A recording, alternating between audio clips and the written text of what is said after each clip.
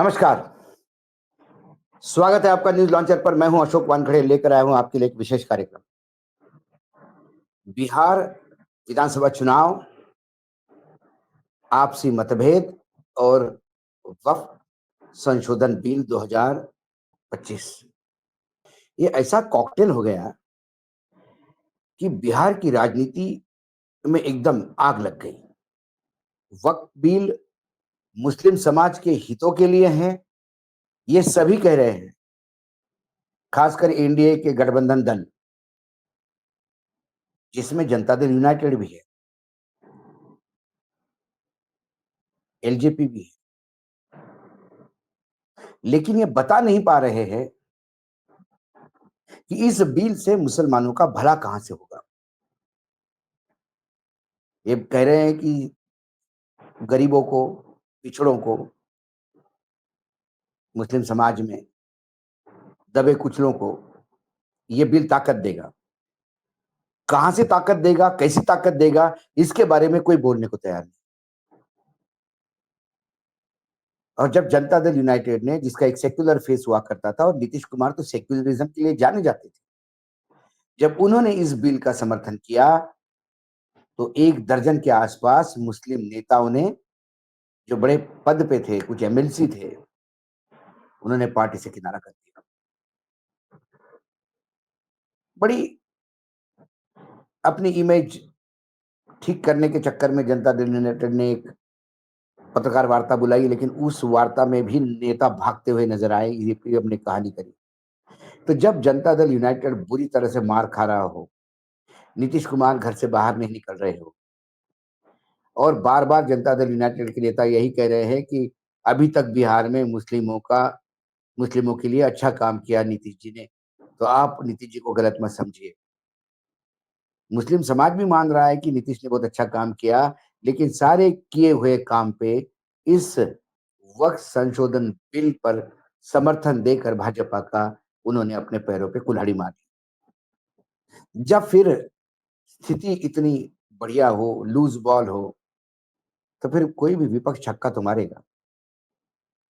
इसी बात को लेके आरजेडी के नेता जो तेजस्वी यादव है, उन्होंने ऐलान कर दिया कि हम सरकार बनाएंगे आने वाले समय में, और इसे, वक्फ संशोधन बिल को, कूड़ेदान में फेंक देंगे। ये बिल लोकसभा में आया, पास हो गया, राज्यसभा में आया, पास हो गया। लोकसभा में जितने उम्मीद थी उतने वोट नहीं मिले, लेकिन पास हो गया।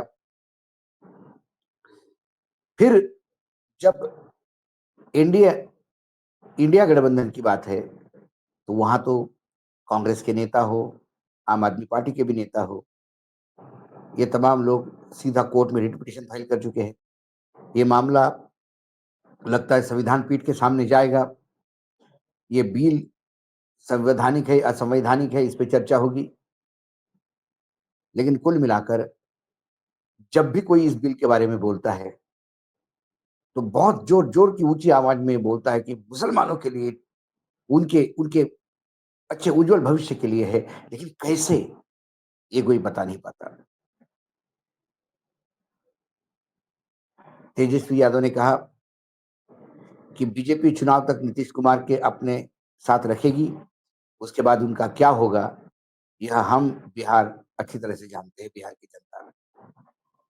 क्योंकि नीतीश कुमार का एक वोट बैंक है, मुस्लिम वोट बैंक, और उसके चलते बीजेपी को हमेशा लगता था कि नीतीश का साथ लेने से मुस्लिम वोट डिवाइड होता है, और उसका फायदा बीजेपी को पहुंचता है। क्योंकि जितना मुस्लिम वोट डिवाइड होगा, करीब 18% के आसपास मुस्लिम मतदाता है बिहार में, यदि वो मतदाता बढ़ता है, तो फिर कांग्रेस, आरजेडी और जनता दल यूनाइटेड में बटेगा, तो उसका जो इम्पैक्ट होता है वो इतना कम रह जाता है कि फिर भाजपा अपना हिंदुत्व का एजेंडा लेकर अपने आप को एक बड़ी पार्टी स्थापित करती है। और अभी ये चुनाव आने वाला 2025 का जो है, इसमें भाजपा को साफ दिख रहा है कि वो अपने बलबूते पे सरकार पे आ सकते हैं। इसलिए अगले चुनाव में कौन मुख्यमंत्री होगा, इसकी बात अभी तक बीजेपी नहीं कर।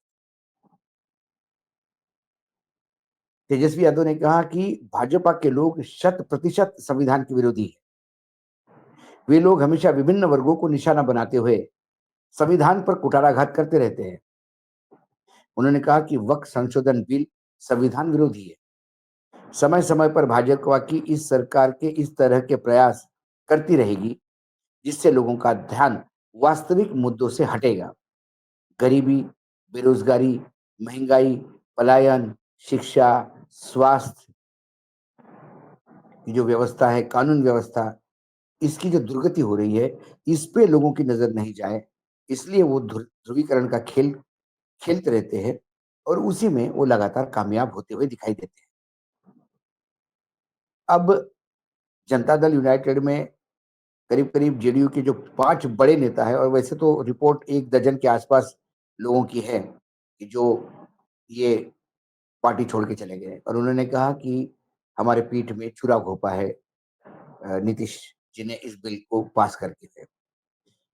जो लोग सुप्रीम कोर्ट में गए हैं, सर्वोच्च न्यायालय में, वो बार-बार इसी बात पे डिपेंडेंट है कि ये विधेयक जो है, वो संविधान के अनुच्छेद 15, 25, 26 और 29 का उल्लंघन करते हैं। ज़मीन दरगाह और मस्जिदों के लिए है वक्फ बोर्ड, और इसे खाली ज़मीन कहना भ्रामक है। इस मामले में सुप्रीम कोर्ट में जाना वैध है और लोग कानूनी रूप से लड़ाई को आगे बढ़ाएँगे। दूसरी तरफ जो बाकी राजनीतिक दलों में भी, जैसे कि अ, बीजेडी में भी तकलीफ हो रही है, कई जगह से रिपोर्ट्स आ रही है। कुल मिलाकर अब नीतीश के लिए बिहार में स्थिति और जटिल होती आ रही है। नीतीश 2 दिन से चुप है। नीतीश इस सवाल का जवाब ही नहीं दे पा रहे हैं कि वक्फ बोर्ड यदि मुसलमानों के लिए है, तो उसमें हिंदू लोग क्या कर रहे हैं? उसमें हिंदू क्यों मेंबर होना चाहिए? इसका कोई जवाब नहीं। वक्फ जो बोर्ड है, उसको कोई भी अपनी संपत्ति दे सकता है, दान कर सकता है। किसी भी धर्म में कोई भी दानदाता आगे आकर दानवीर बन सकता है, दान दे सकता है। ना हिंदू धर्म में, ना किसी भी धर्म में, सिख जो भी धर्म इस भारत भूमि पर है, उनमें किसी भी धर्म में ये नहीं कहा गया है कि दान यदि कोई देता है धर्म के लिए, तो उसकी जाति, पाति और धर्म पूछा जाए। लेकिन ये वक्फ बोर्ड में जो संशोधन किया है, उसमें ये है कि यदि वक्फ बोर्ड में कोई दान देता है, तो उसे मुसलमान होना ज़रूरी है, और कम से कम 5 साल तक वो मुस्लिम धर्म को लगातार फॉलो करते हुए होना चाहिए। अब मैं मुसलमान हूँ और 5 साल से ही मुसलमान हूँ, ये सर्टिफिकेट कौन देगा? बड़ी हास्यास्पद चीज़ है इसमें। उसके बाद जो ज़मीन का कोई कागज़ पत्र नहीं है, उसको सरकारी कैसे मान दी जाएगी? कलेक्टर कैसा तय करेगा? कलेक्टर के पास न्यायालयीन अधिकार किसने दिए? ऐसे कई सवाल हैं। और संशोधन के नाम पे क्या संशोधन किए हैं जनता दल यूनाइटेड ने? बताएँ। उनका कहना है कि हमारे 5 संशोधन मान्य हुए। 3 इनके थे, 3 टीडीपी के थे। यदि 5 मान्य हुए हैं, तो 5 संशोधन कौन से हैं? और क्या बाकी चीज़ों के लिए आप हामी भर रहे हैं? जैसे कि गैर हिंदू, गैर मुस्लिम, यानी हिंदू या कोई भी दूसरे धर्म के लोग बोर्ड पे होना चाहिए। क्या इसके लिए जनता दल यूनाइटेड ने वोट किया है? क्या दानदाता का 5 साल तक मुसलमान बने रहना, उसके बाद ही दान दे सकता है, क्या इसके लिए किया है? क्या ट्रिब्यूनल के सारे अधिकार कलेक्टर को दिए, क्या इसके लिए किया है? क्योंकि बार-बार रविशंकर प्रसाद जा रहे हैं चैनल-चैनल और बोल रहे हैं कि किसी मुस्लिम के मज़ार, मस्जिद को हाथ नहीं लगाएँगे। गृह मंत्री कह रहे हैं कि ये बहुत झूठ बोल रहे हैं, कि ऐसा कुछ नहीं होने वाला है।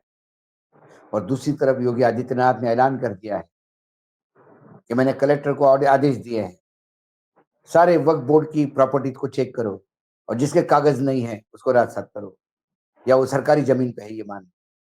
200-200, 250-250, 300-300 साल पुरानी ज़मीनों पे बनी हुई मस्जिदें, उनके कागज़ कहाँ से मिलेंगे? जो किसी ने यूँ ही दे दिए, उसके टाइटल कहाँ से मिलेंगे? बड़ी जटिल समस्या होने वाली है। कुल मिलाकर जब चुनाव में वक्फ बोर्ड के मसले पर जनता दल यूनाइटेड फंस चुका है बिहार में, तो फिर उस चांस पे आरजेडी डांस नहीं करेगा, ऐसा तो हो नहीं सकता। कांग्रेस डांस नहीं करेगा, ऐसा तो हो नहीं सकता। वामपंथी दल डांस नहीं करेंगे, ऐसा तो हो नहीं सकता। इसी के चलते जब उधर इस्तीफे की झड़ी लगी हुई है, स्पोक्स पर्सन भाग रहे हैं, प्रवक्ता भाग रहे हैं प्रेस वालों से, नीतीश कुमार को भवन में अंदर बैठे हुए हैं, 2 दिन से बाहर नहीं आए। ऐसे में आरजेडी ने खुल के कहा, यदि हम आएंगे तो इसको कूड़ेदान में फेंकेंगे। ये तो समय बताएगा, क्योंकि 2029 का चुनाव लोकसभा का है, उसमें इनको आना होगा, तब जाके कूड़ेदान का प्रयोग किया जाएगा। तब तक के लिए तो विधानसभा चुनाव में कम से कम पहला झटका सेटबैक जनता दल यूनाइटेड को लगा, इसमें कोई दो नंबर नहीं।